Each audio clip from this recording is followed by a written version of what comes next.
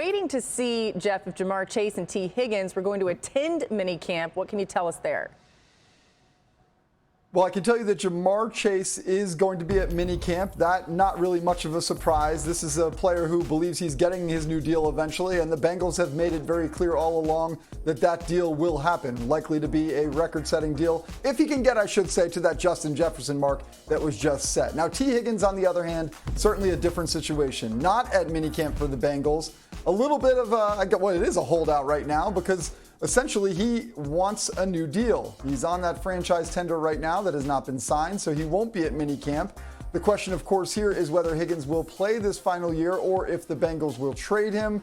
Certainly a huge conundrum at a position that plans to devote a lot of their resources to Jamar Chase. Yeah, you think about the potential of this team, and here was Joe Burrow today on what he's working on coming back from injury at minicamp. Get the timing with the receivers. Nice to have Jamar back. You know, these times during this time of year are always about team chemistry, building that trust throughout the team so you can go out and perform on Sundays. And I feel like, you know, we've had some fun team meetings. We've done some fun things as a team to try to build that. And I think that's what this time is about. Yeah, Jamar Chase and Tee Higgins have been one of the most dominant wide receiver duos in the NFL. They've had a third most receiving yards of any duo since Chase joined the team in 2021, trailing only Tyreek Hill and Jalen Waddle and Mike Evans and Chris Godwin. That's the company that this duo was in. Marcus, with Higgins not there, how concerned are you considering the Bengals' high expectations this season? I'm very damn concerned, Boogie, because listen, this is a double-edged sword conversation. Tee Higgins is suffering because Jamar Chase has been really good. And that's not to negatively talk about Jamar Chase. That's just the way that this thing goes when you have two really good star wide receivers on your team. Tee Higgins knows, which is probably the issue, that he can go somewhere else, command high-dollar number one receiver type money, given the opportunity to go and be traded somewhere else. That is the sticking point because the Cincinnati Bengals are going to pay Jamar Chase as that guy for number one, and rightfully so. But Tee Higgins stands in the background saying, hey, man, I've been as important to what we've done and been able to accomplish within this franchise since Joe Burrow and Jamar Chase showed up. And rightfully so, he is wanting to earn what he's earned and deserve on the market. So there is an issue there. And then you got the actual season. When you start thinking about Tee Higgins missing training camp potentially holding out, which is very rare and few and far in between, along with what Cincinnati has to do in their own division, let alone trying to win a Super Bowl and a championship. So it's compounded by a lot of things. But Tee Higgins' own worst enemy is the guy that lines up across the field from him during the season, which is unfortunate, which is a situation that you love to have when your quarterback is on a rookie deal because you could pay those guys that money. But unfortunately and time-wise, Tee Higgins is the odd man out. Yeah, but the reason why the expectations are so high is because of those pieces they have on that offense, right, when they're healthy. But Jeff, Burrow coming off that wrist surgery, what are you hearing about his progress? Well, you know, Joe Burrow at this point feels like he has no real setbacks in terms of his physical demeanor, the things that he can do on the practice field. The question, of course, is how hard he should push it. I can tell you, for instance, wide receiver Jamar Chase has echoed a sentiment that Zach Taylor, the head coach, has also shared with Burrow, which is don't push it too hard. Listen to your body. You are a veteran in this league now. Make sure that you understand you're going to be just fine when you get to the season. He doesn't have to prove anything to anyone. That is sort of the sentiment that people just keep telling Burrow because the competitive spirit does come out. They want him to be as cautious as possible so that when he does get to the regular season, there is no question, no wonder about the health of that wrist.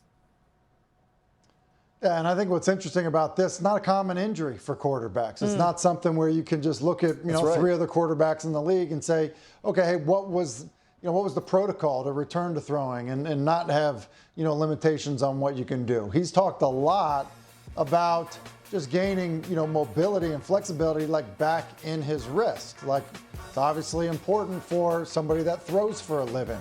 It'd be different if he was a tight end or played fullback. So I think, because he's been a guy that's been injured in the past, because he's had to rehab in the past. He understands that it isn't always going to look the same. And having some patience with this probably makes the most sense. And so, look, I think he's looked great doing the stuff that he's done. I think they're probably just trying to be smart about the rehab so it's not something that flares up during the season. And I think Cincinnati ultimately end up being better off because of it.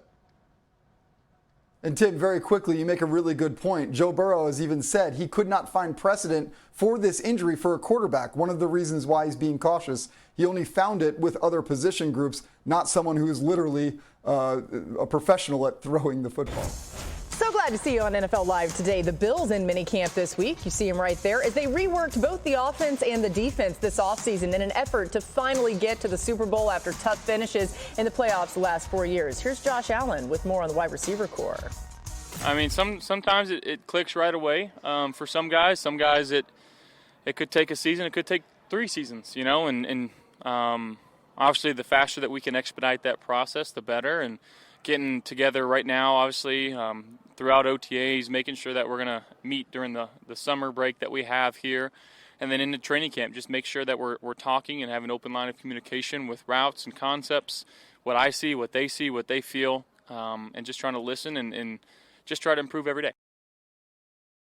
It's really important because Josh Allen will have a lot of new targets he needs to get acquainted with. The only wide receiver currently on the roster that Allen has targeted in his career is Khalil Shakir, who he's thrown 63 passes to, which amounts to 2% of Allen's career pass attempts. Stephon Diggs, who was traded to the Texans this offseason, accounted for 21% of Allen's career targets, 11 percentage points higher than his next highest player. Certainly going to be dealing with a whole new group of wide receivers, Tim, and a new wide receiver core right now. You heard Allen talking about developing some of the chemistry. What are they actually working on right now? Yeah, I mean, listen, day one install stuff. And, you know, so basically some kind of the basics, like what you want the foundation of your offense to be. And that's typical even when you have a whole receiving group that's back. But you don't have any question whether or not, you know, a veteran receiving core that's played, you know, with the quarterback, you don't have any doubt that they're going to grasp and understand and know what you're doing offensively. When you have a whole new group, that's why that full screen we just had up is so good. Look, what the 2 top guys are tight ends. You know, you're talking about like it from the perimeter players, it's basically all brand new. And anytime you have a young player, sometimes guys just don't get it. I thought Josh's sound there was really good as well from the standpoint of, listen, sometimes it takes 3 years. Like, he's right. Sometimes it's a long road for players to understand the offense, to understand, you know, how the quarterback is seeing things. And so, look, it's day one install stuff. It's trying to get on the same page. And it's going to be really important that these new receivers understand what they're trying to do on offense. Tim, I love that you said that, and when I get done, I'll follow up with a question. Listen, this to me is very important for one, Josh Allen, right? And we think about the way that the season ended last year for the Buffalo Bills and how they played football structurally. This was by committee last year. Stephon Diggs actually fell away. He wasn't as integral to what they were doing offensively. The tight ends became more prevalent. Obviously, James Cook out of the backfield became more prevalent. I think this year will tell us if Josh Allen is going to be a guy that's going to continue to be a ball distributor. And I think it allows by committee for these guys to do a phenomenal job. I thought about Kansas City when I was talking earlier about my notes, and it came to mind how Pat played with kind of committee wide receiver football until Rashee Rice started to ascend. But I think it more harkens to what the Green Bay Packers were able to do. They had an ever-revolving door with injuries with their wide receivers. Jordan Love found those matchups in those particular games, and that guy eventually became the number 1 wide receiver for that 3 hours on that Sunday. So I think this is going to be a development for Josh Allen. I think we saw a little bit of that with Joe Brady. I wanted to ask you, Tim, when we watched this team last year and they got away from so much Josh Allen and Stephon Diggs heavy, does that help your quarterback maturation? But does it also help him slow the game down when he's not relying so much on one guy to win those one-on-ones and use him all the time? Listen, Marcus, I think it's a great observation and point. Yeah, it absolutely does. I think that's why, look, they actually got a little bit better after the move. I was surprised by the move when it happened. Joe Brady decided to run the football more.